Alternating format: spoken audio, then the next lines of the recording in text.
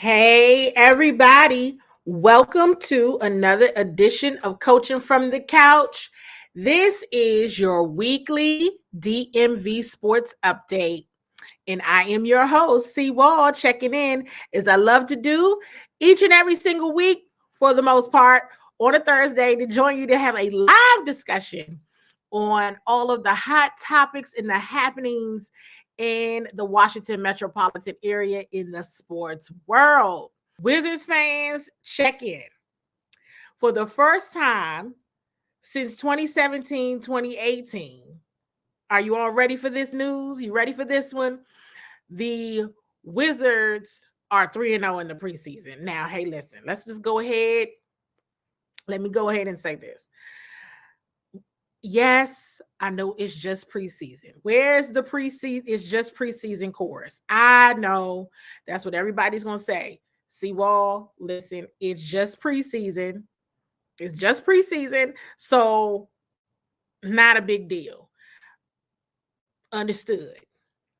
But considering all of the moves the Wizards made this offseason, I absolutely believe that what we're witnessing in the preseason is a good sign.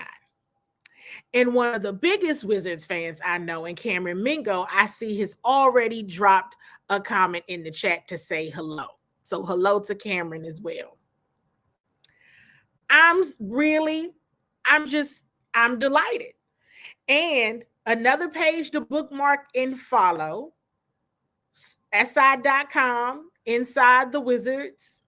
Lots of great content. And I'm going to go through some of that content right now while we talk about some of the highlights from this week. I've already mentioned the Wizards are 3-0 so far in the preseason. Will they go undefeated in the preseason? Let me know your response in the chat. And if they do go undefeated in the preseason, does anybody care? Does it even matter? Do you feel any better about the season at hand if they, in fact, go undefeated in the preseason?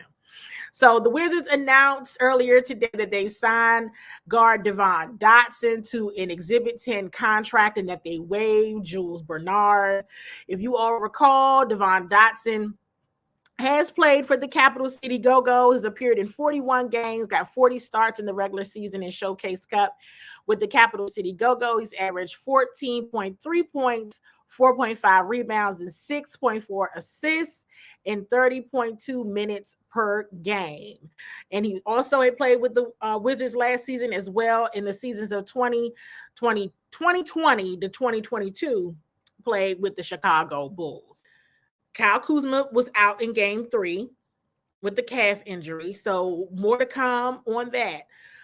But Kyle Kuzma was leading the team in scoring.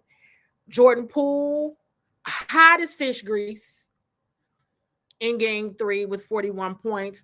Off-season pickup, Mike Muscala, also hot as fish grease from 3, from 5 of 7. Because I have zero expectations, and I've told you all this, I have no issues with saying out loud, I have no expectations for the Wizards because I didn't know what to expect. We're going to tell the news on Inside the Wizards, and I'm going to come on here and Coaching from the Couch weekly DMV sports update and tell you all the news as well. But I had zero expectations. I said, I don't know what to expect. I'm not sure what to see.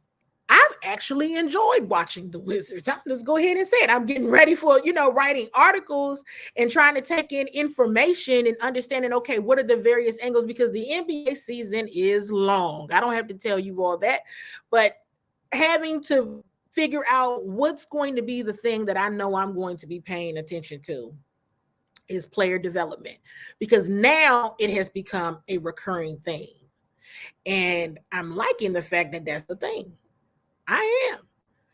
Again, now I want you all's thoughts. Does it matter? Does it not matter if the Wizards end up going undefeated in the preseason? Does anybody care? Is that a big deal? I'm going to say this. They're 3-0 for the first time since 2017 and 2018. I feel like that's important, a very important point.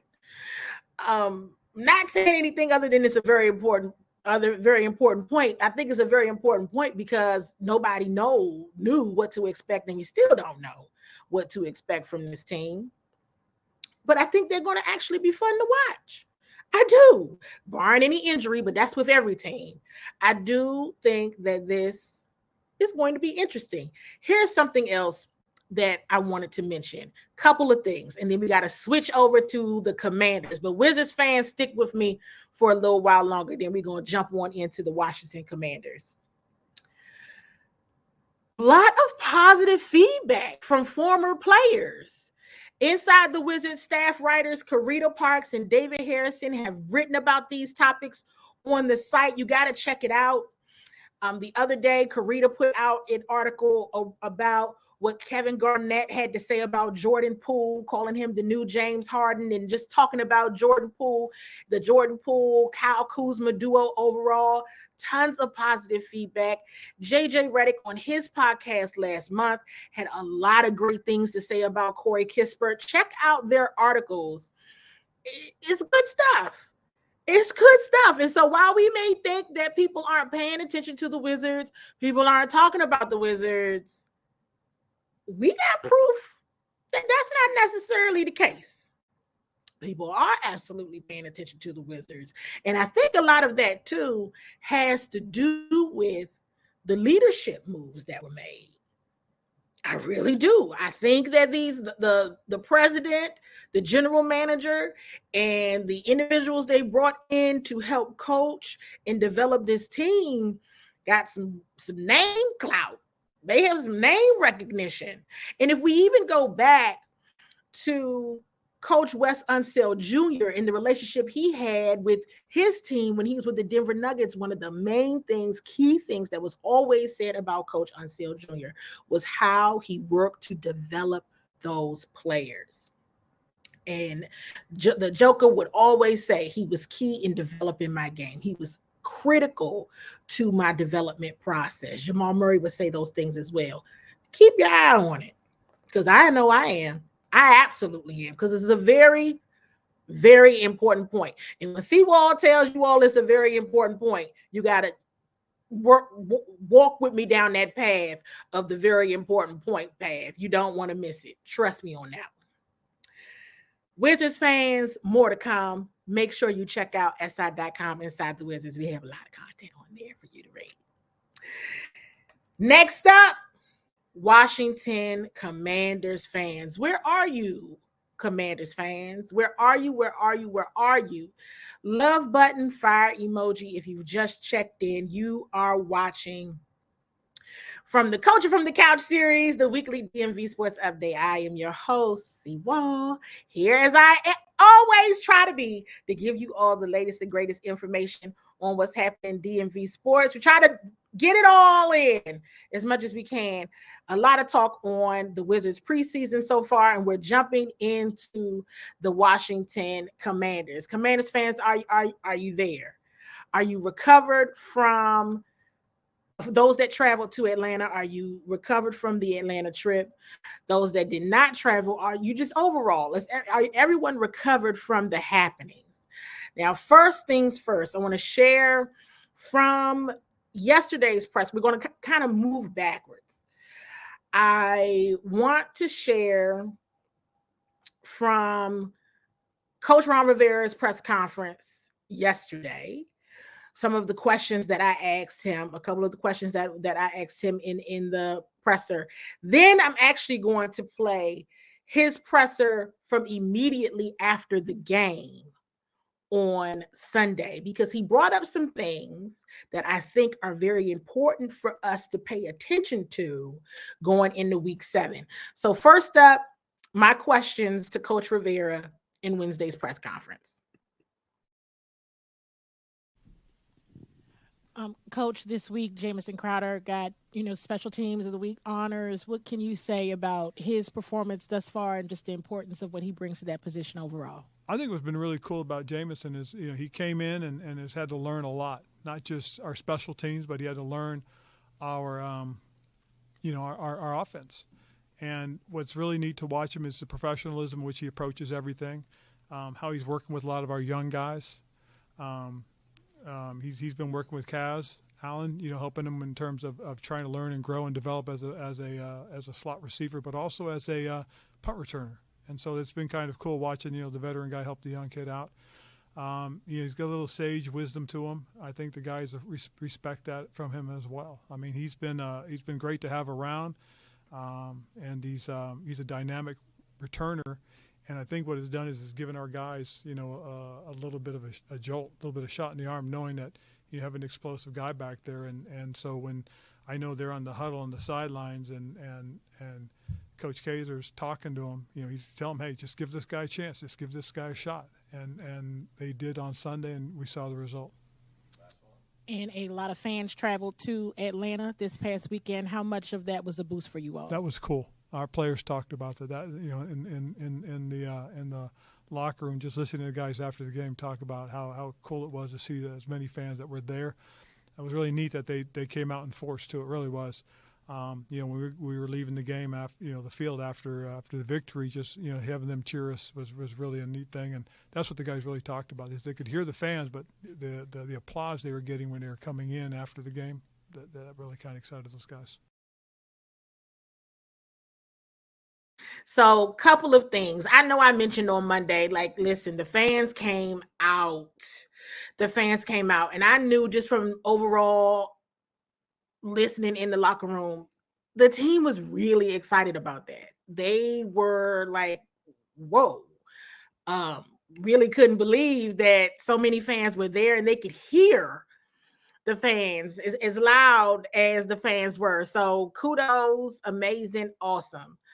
Also, I want to talk about, you all have heard me, for those of you who are returning viewers of the show, you have heard me talk about the importance of special teams. And I'm going to do this next time you see B. Mitch, you can tell him that CWall said it is his fault that I care so much about that position. Because when you have a struggling offense, or you're just trying to get, whether the offense is struggling or not, you're trying to get in the end zone. You are trying to get in the end zone. You're trying to run the score up. And a great way to have a good chance at doing that is by getting the ball down the field. And if you can have a player that can first catch the ball, like special teams coach Kaiser shared with me back during the summer, you first want to make sure the player has control of the football. Then once they have control of the football, they got to be able to have the vision. They got to be able to be explosive and roll with it. Jamison Crowder. Listen, I told you all on Monday, I was so happy for Jamison Crowder, I didn't know what to do with myself. I really was. Now, I did tell Jamison this week, I said, hey, good job. Congratulations. Special teams, NFC Player of the Week honors, well deserved, absolutely should have gotten it. I said, but you gonna get in the end zone next time? He said, oh yeah, for sure. We in the end zone next time. We in the end zone next time. Okay, I'm just making sure. Not trying to slight you, brother. We're not trying to slight you at all. Go ahead and get in that end zone next time. How big for just the old game was Jameson's return in that first half? Oh, it was huge. It's one of those things that gives you a little bit of a spark, and spark can come from anywhere. This was a three-phase win, offense, defense, special teams. Did the things that we needed to do, put ourselves in position, gave us an opportunity. What went into the decision to sit a man off for this team? I think in looking at it, it's probably an opportunity for him to get a little reset, kind of watch, see how things happen, see how things go. And, hopefully it's something that he'll learn from, he'll take as a positive and grow from it. And how do you think the secondary did with Danny coming in and just bouncing back? I thought there were some really good things. I thought, the defense bowed up when it had to, made a couple plays that were really good, that really helped us. And, I just think that, again, when you need to make plays, you have to step up when you get the opportunity. And a lot of guys did today. You guys made a lot of defensive changes with Leak and Danny and Quan. How much of that is things you wanted to do, and how much of that is just the specific opponent? Well, I think some of it was a little bit of both. I think it was some of the things that we wanted to do, some of them necessitated by the injuries that had happened. And I think some of it was necessitated by the opponent. They did some personnel things that we wanted to try and create some matchups that we thought could be beneficial for us. I thought Jack and the staff had it well mapped out, well prepared. And as I said, there's some things that we got to get fixed on all three phases, and that's our details. And considering how the defense played today, do you expect to stick with the same rotations, or Well, will Emmanuel come back next week? We'll see how things go. Each week is a different week. Each week's a different opponent. That's how we're going to approach it. It's going to be based on who we play and what the game plan is. I mean, again, Jack and the staff will get together tomorrow and Tuesday, and they'll work it out and map out how we're going to do things come Wednesday. Oh, I'm sorry. What do you think of Sam's performance and Eric's play calling? Well, I thought there's some real good things that Sam did early on, and I think it's one of those things that, again, he's got to continue to work on getting the ball out, get the ball out on time. He can't set himself up to take those kind of sacks sometimes, and those are probably the only real big negatives I could see. He did speed his clock up a little bit later in the fourth quarter, if you ask me. And again, I got to look at the tape before I can really give you definitive on that. But it did look like he sped up his clock a little bit and threw the ball sometimes before he needed to. And you obviously emphasize the do your job Yep. part of your team. How do you think that resonated with the team, and if so, how did it play out? I thought it resonated with them because you saw a lot of good things out there. You saw the guys doing the things that they're capable of. And as I said, though, the biggest thing we need to do is improve on our details. So So you considered challenging the London catch down there where him and Benjamin were wrestling for? I did, but the explanation, there's no way you're going to win it at that point. There's just no way. I mean, there's a couple of there was a moment where I thought it was pretty evident that he had it, but at the end of the day, the tie will go to the receiver. Jamin's had some hiccups in coverage in the past. That last one against Bijan seemed to play exactly what he wanted. Can you just walk through that play, what you saw from him on that? Well, the best thing was he was in his leverage position where he needed to be. He was in a good trail position. He was on the hip, and as he saw the ball start to be delivered, he was going down to make the play on the ball and just put himself in position to make the interception. I mean, those are the types of things that he is capable of because of his athleticism and his and again, just continue to understand where is my leverage, where is my help going to be, and if I play to that, I give myself opportunity to make plays. Hey, Rod, 6 weeks in now for Sam as your starter, how are you starting to view him, like when you think about the big picture? I think a guy is in growth and development, and again, as he grows and develops and continues to do positive things, it gives us every opportunity to be even better as a football team.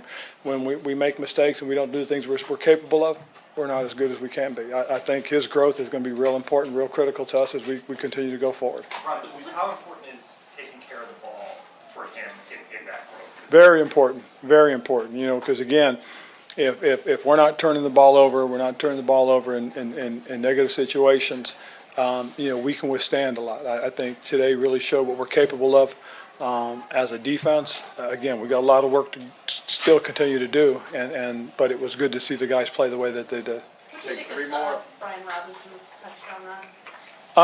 On the screen pass, I thought that was pretty dynamic. I mean, he's a big physical young man, and he gets in space and he gets on one-on-one or leaning forward. He's pretty tough to bring down. You also got contributions from Tariq on the coverage, some blocks on Jamison. You have Chris Rodriguez coming in. What does that say about what you got from those guys? Well, it shows you got a little bit of depth, and again, as you roster build, that's one of the things that you try to find is that the next set of guys that are going to be able to contribute are backups, are guys that are in position that if something happens, they can step in and you won't lose anything. We felt pretty good about what happened today with Cornelius Lucas having to play in the situation, and thought Cornelius played a really solid football game for us. How key was your 5-man front to stopping their rushing attack? And what made that so good today? Well, again, it's when you look at the 5-man front, the biggest thing more it is than anything else, it's really a 3-4 defense. That's all it really is for us, and that's the way Jack looks at it, the way it's sold to the guys. So, as we play it, we can do a lot of things out of it, and it is key because, when you bring in an extra bigger guy, it's a little bit more of a load to move. Last one? Coach, could you talk about the run by Jamin Crowder that set up Oh. the touchdown with Gibson? That was a really good return. The biggest thing, more so than anything else, was he caught it, and there was enough of a holdup that when he caught it, he was able to drop his eyes down after he had the ball, see the crease, and just exploded through it. He started getting downhill, made a nice cutback, and if we could have just shielded one more guy off, he probably goes the distance on his own. As it is, it was a spark that we needed, and it was very exciting. All right, thanks, Coach. Cool. Appreciate it.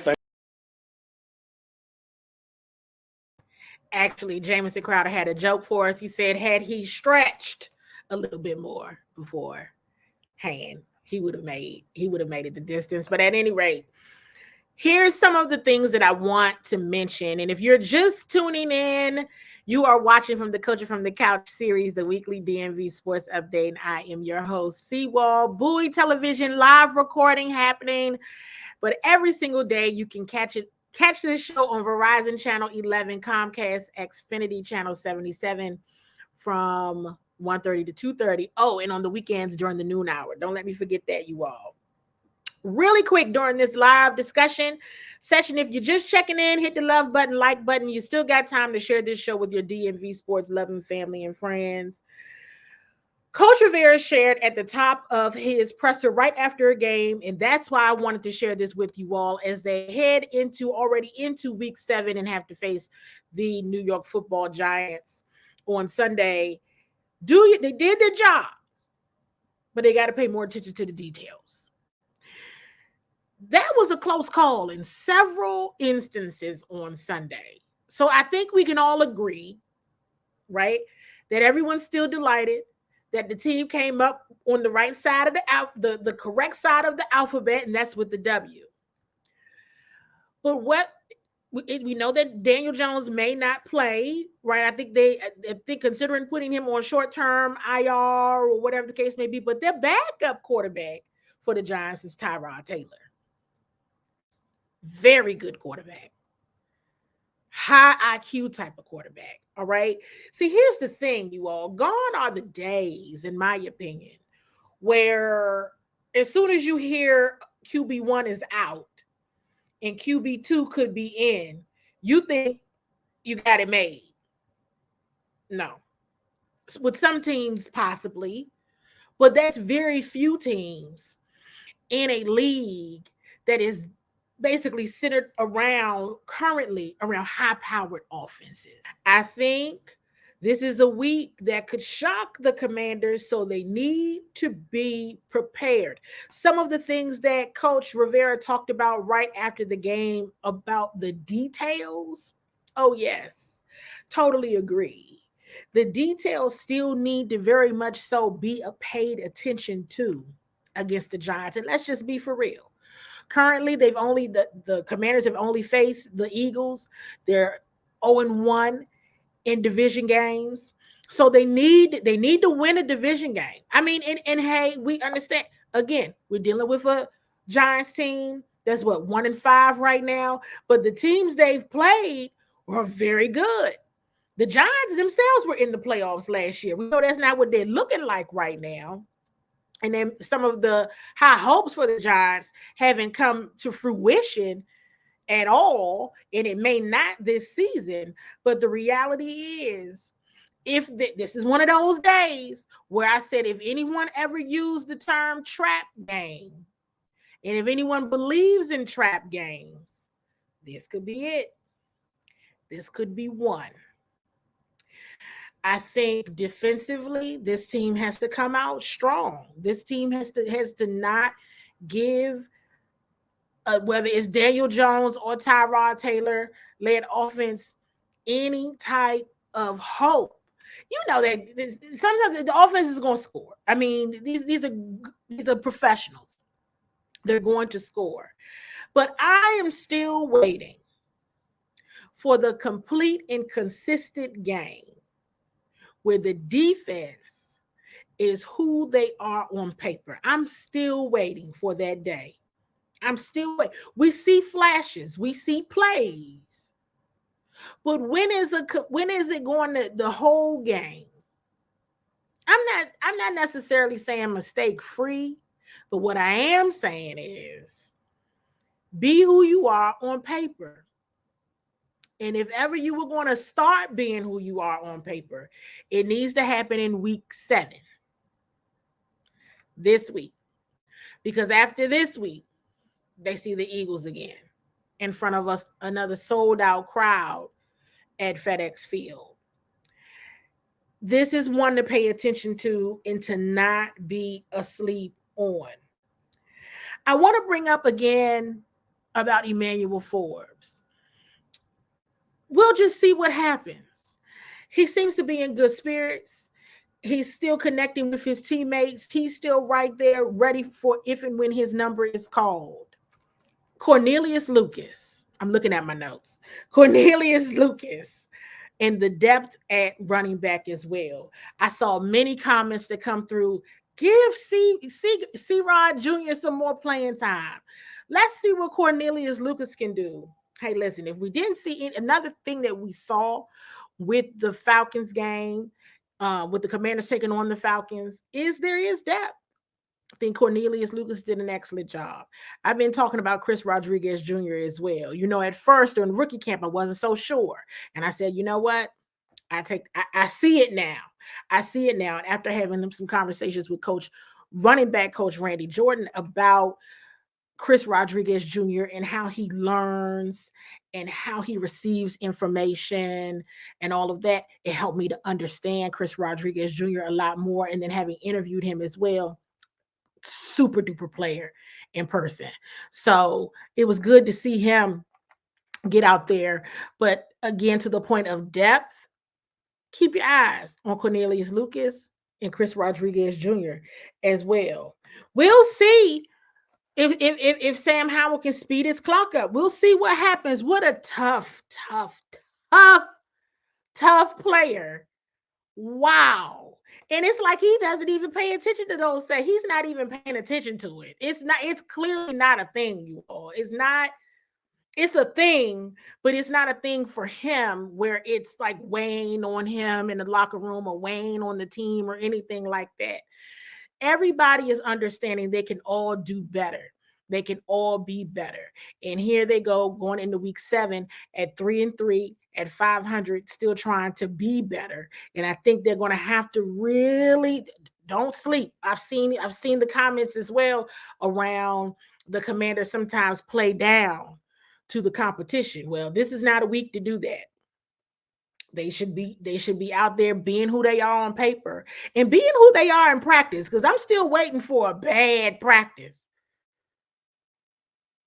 Just do what you do in practice and pay attention to those details.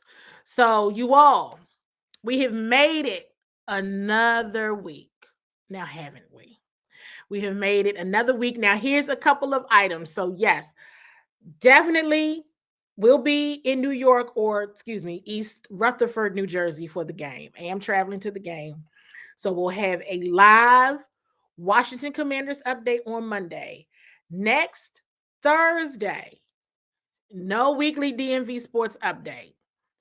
No DMV sports update. I repeat, no DMV sports update next Thursday. Okay. Monday, we're on for the live Washington Commanders update. No DMV sports update next Thursday. I'm off. Okay. So, you all, thank you so much for watching. And you can always catch this again. You can still tag in your DMV Sports, weekly DMV Sports loving family and friends. Covered a lot on Wizards preseason. Covered a lot on Washington Commanders versus the New York Giants coming up in week 7. So it's never too late to catch the show. It's always up here. Thank you all so much for watching, and I'll see you guys again soon.